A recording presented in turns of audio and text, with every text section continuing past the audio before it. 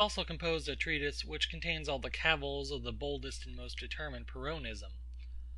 Locke seems to have been the first Christian who ventured openly to assert that faith was nothing but a species of reason, that religion was only a branch of philosophy, and that a chain of arguments, similar to that which established any truth in morals, politics, or physics, was always employed in discovering all the principles of theology, natural and revealed. The ill use which Bayle and other libertines made of the philosophical skepticism of the Fathers and first Reformers still further propagated the judicious sentiment of Mr. Locke; and it is now in a manner avowed, by all pretenders to reasoning and philosophy, that atheist and skeptic are almost synonymous. And as it is certain that no man is in earnest when he professes the latter principle, I would fain hope that there are as few who seriously maintain the former. Don't you remember, said Philo, the excellent saying of Lord Bacon on this head? That a little philosophy, replied Cleanthes, makes a man an atheist; a great deal converts him to religion. That is a very judicious remark too, said Philo. But what I have in my eye is another passage, where, having mentioned David's fool, who said in his heart there was no God, this great philosopher observes, that the atheists nowadays have a double share of folly; for they are not contented to say in their hearts there is no God, but they also utter that impiety with their lips, and are thereby guilty of multiplied indiscretion and imprudence. Such people, though they were ever so much in earnest, cannot, methinks, be very formidable.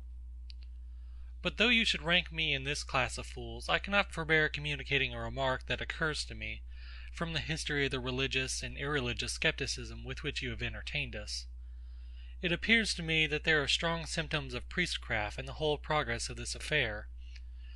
During ignorant ages, such as those which followed the dissolution of the ancient schools, the priests perceived that atheism, deism, or heresy of any kind, could only proceed from the presumptuous questioning of received opinions, and from a belief that human reason was equal to everything. Education had then a mighty influence over the minds of men, and was almost equal in force to the suggestions of the senses and common understanding, by which the most determined sceptic must allow himself to be governed. But at present, when the influence of education is much diminished, and men from a more open commerce of the world have learned to compare the popular principles of different nations and ages, our sagacious divines have changed their whole system of philosophy, and talk the language of Stoics, Platonists, and Peripatetics, not that of Pyrrhonians and Academics. If we distrust human reason, we now have no other principle to lead us into religion. Thus, skeptics in one age, dogmatists in another. Whichever system best suits the purpose of these reverend gentlemen, in giving them an ascendant over mankind, they are sure to make it their favourite principle, and established tenet. It is very natural, said Cleanthes, for men to embrace those principles by which they find they can best defend their doctrines. Nor need we have any recourse to priestcraft to account for so reasonable an expedient.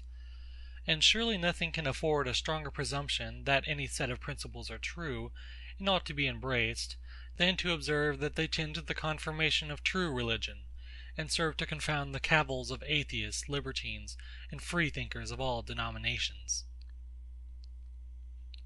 End of Part 1 of Dialogues Concerning Natural Religion, by David Hume.